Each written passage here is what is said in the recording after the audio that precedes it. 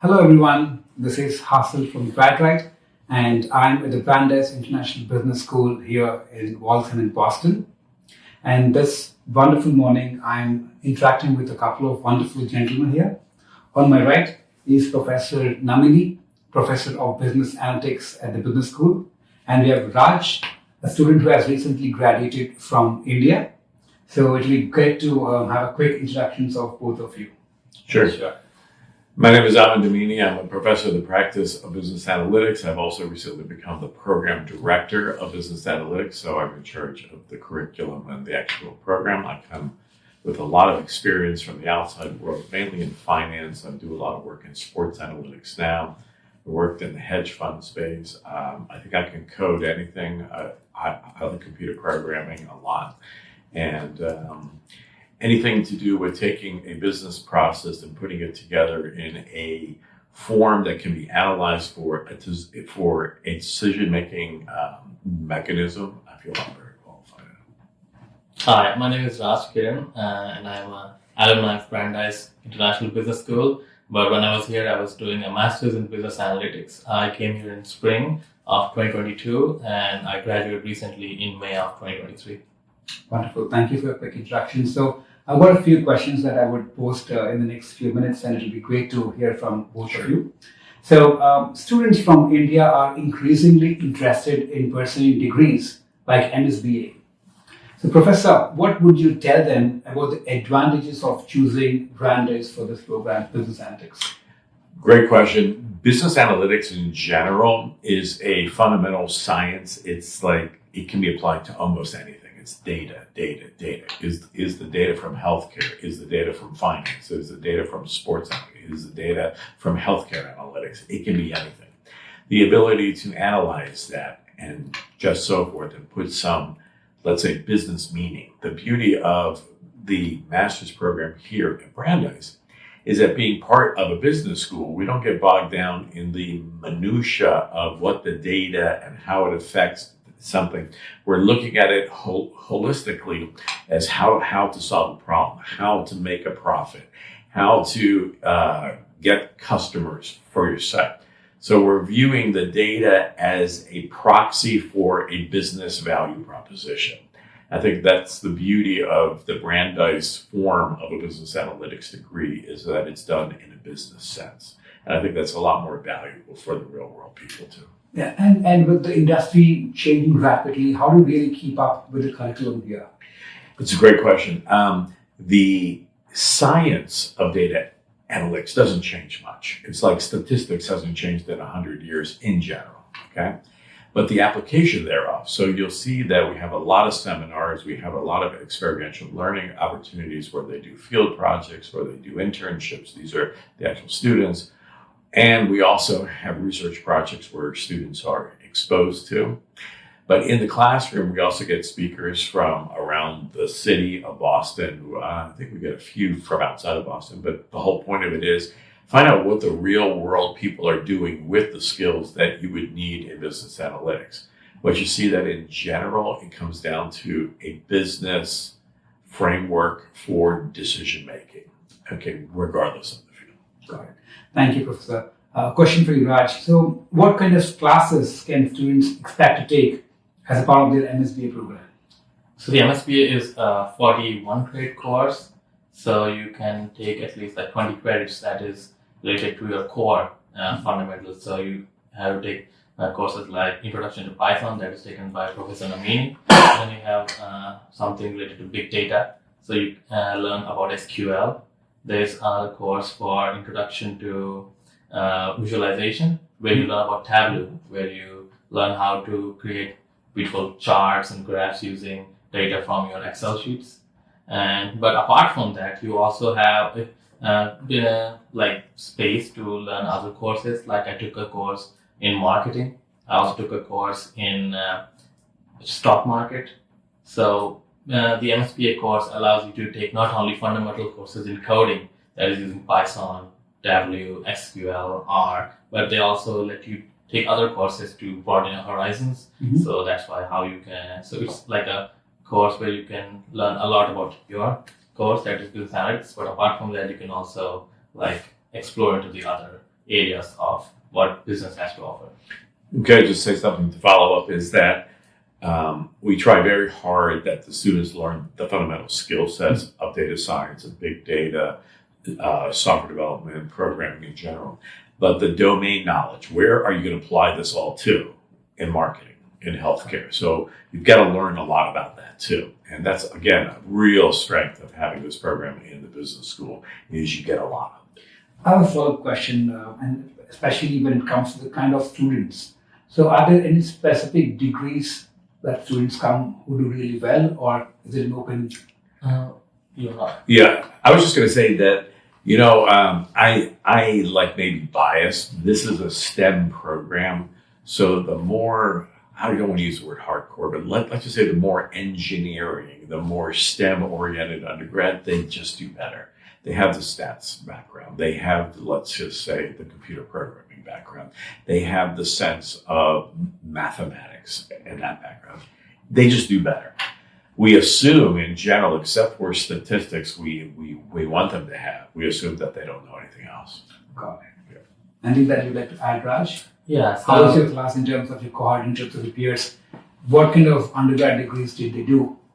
A lot of them did do something that was related to like computer science, maybe software or IT, but a lot of them do not have a background in coding like commerce or economics or maybe even HR. Mm-hmm. So it becomes tough for them that they have to put in more time to learn the subject, because I come from a computer science background, so it's a bit more easier to go through Professor Nami's intro to Python than to someone who is coming through a commerce background, because they do not have any introduction to Python, so they have to go much deeper into understanding, putting in more time as compared to me. But I wouldn't say that that they should not come to Brandeis to study MSBA because they do not have a computer science background or a coding background. It's just that they will have to put in a bit more work to come to our level. Yeah, we assume that you don't have any background, but that doesn't preclude you. It's just, and if you think about it, it's a STEM program. The world is very computational. It's very mathematical. It's STEM oriented. So you have to have it. You have no choice. No matter where you go, you're going to have to have it. Right. Thank you. So next question is, understanding and analyzing data is one thing, but I reckon a lot of companies also expect you to be able to interpret data and explain its significance for the business outcomes. So how do you help your students to achieve this? Yeah, that I think is the most important thing that a student would leave here with, is the ability to not only have the skills for analyzing, but to interpret what the numbers that you have, that the results you got from your analysis, exactly what that means. And I'm telling you that in general, here we just expose you to courses in marketing or finance or sports analytics and so forth. So you get a flavor. You will never become really good at it until you get a job and they start entrusting you with real responsibilities. So the point is, you will get the terminology, you will get the data, and you will find results and interpret what that means in the overall business sense. But the real value will occur when you get your job and you bring that kind of mindset to their data and their way of doing business. That's a big leap. And most students, even in the first year, they're not ready for it. And it's not a function of our program or any other program. It just takes time. It's just experience. Got it. And Raj, as an international student from India, so what kind of opportunities you get to really build your career in terms of networks or really working on finding a job? So how does that work for you? So we do have a course here called Launching a Global Career, where our career coaches will help you go through some stuff like your elevator pitch, like how to introduce yourself to your prospective employee. They also help you with your LinkedIn profile. They also tell you tips and tricks on how to beautify your LinkedIn profile so that it's more attractive to a prospective employer.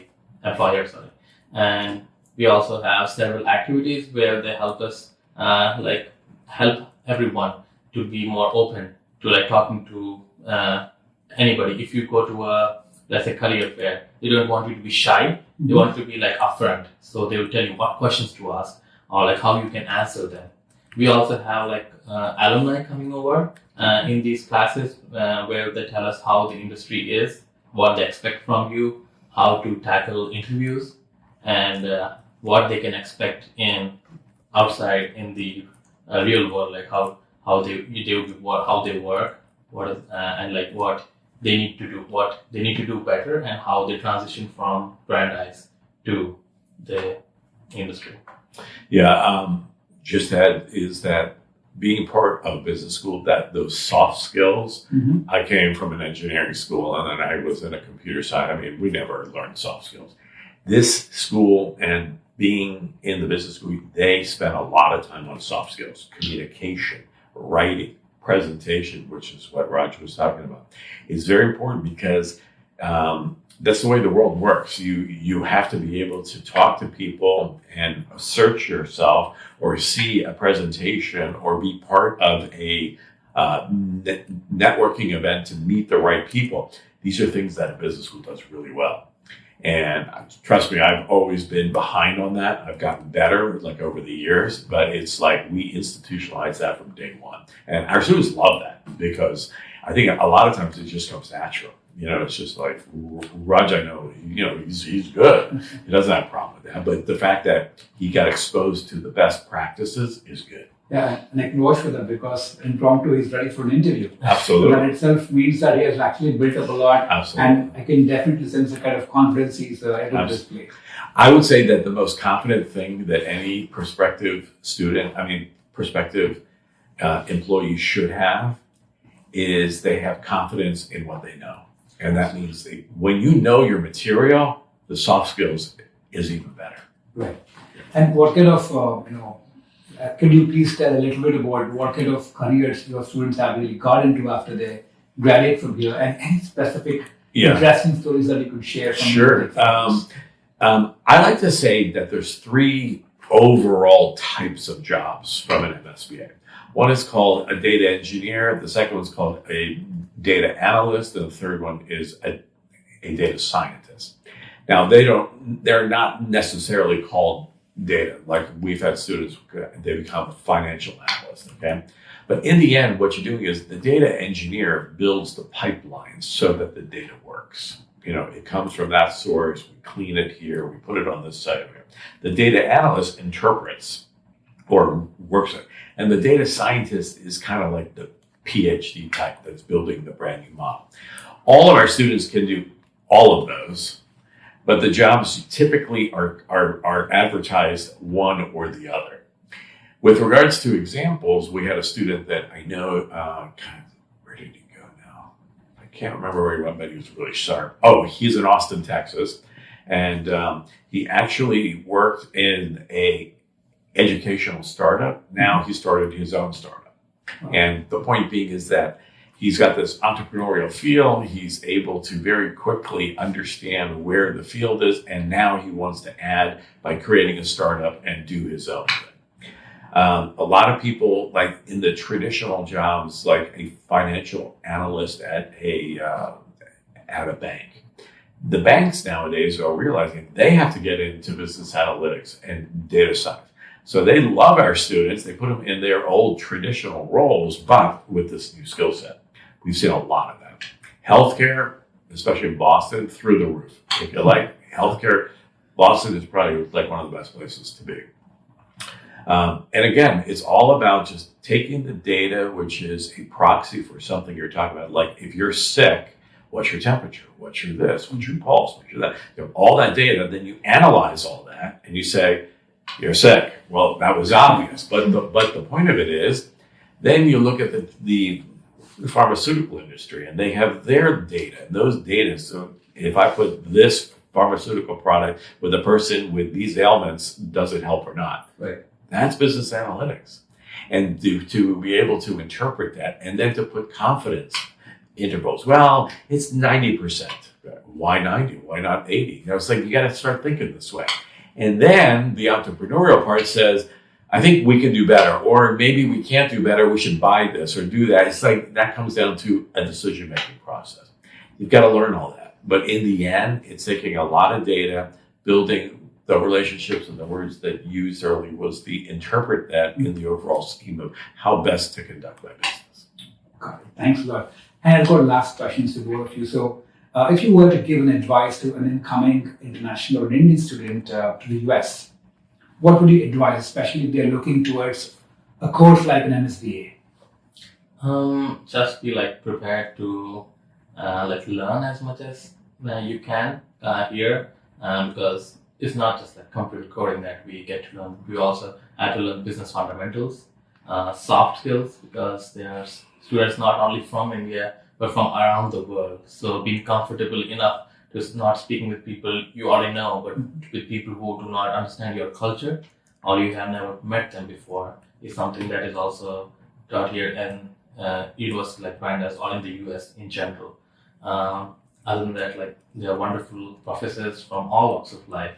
Like, for example, an amazing engineer, we have people who have been some work in the finance industry who we learn from, who have worked as other traders. So it's just really nice that you're open to absorb as much knowledge as you can when you're here as an MSBA student. And the other advice would be to come with a little bit of coding knowledge, because it's business analytics. So a lot of students come with not so much into the coding, and so they do have to have a hard time adjusting to a business when you're taking a business analytics course. So that is something that I would like to focus on. I would also add that when you come to study, you're investing in yourself. You are spending money to come to a new country, to spend hours and hours working on homework assignments, project assignments, and so forth. So be prepared to invest in yourself. It will pay off, I guarantee you. If you become good in this field, you will do extremely well. Okay. Now, the question is, it's hard, okay? And there's not enough time in the day, and you may not have the proper background. The beauty of here is that the mechanism of the community of students help each other. I'm amazed. The Indian students help the Chinese students help the Indians. Everybody's helping each other. The Americans, nobody helps me, but that's okay. But my whole point is there's a sense of community. Be prepared to invest in yourself, and it's fun. It's fun because you get to experience this all at a young age in a big city called Boston, Massachusetts, and don't waste that time. Go for it. I'd say that another advice is that don't be afraid to make connections, because undergrad was all about learning, but right now it's also about learning but also making connections, which will also help you in the future when you graduate from this university. Because a lot of the time when I'm right now trying to find a job, I find people who are from Brandeis and they are quite great to talk to me, explain what the industry is all about, what they're working. So a lot of times just tell up that I don't take a lot of calls and I am only talking to you right now because I saw Brandeis on your LinkedIn. So making connections here helps a lot in when you're trying for a job, or maybe trying for another job if you're trying to move on from your old job. It's just something that helps. So it's good enough that you're not talking just to your Indian community, but also talking to everybody else. We have students from all over the world, Europe, Canada, even from South America. It's just a good community, and it's better if we all open up to talking to more people and making more connections. Wonderful. Thank you so much for the time you've given us this morning. It's our pleasure. I wish you all the best, Raj, for your endeavors post Brandeis. Thank you. I would love to sit in your class one day, Professor. Oh, you're always welcome to come in. Thank you. Thank you. All right, thank you.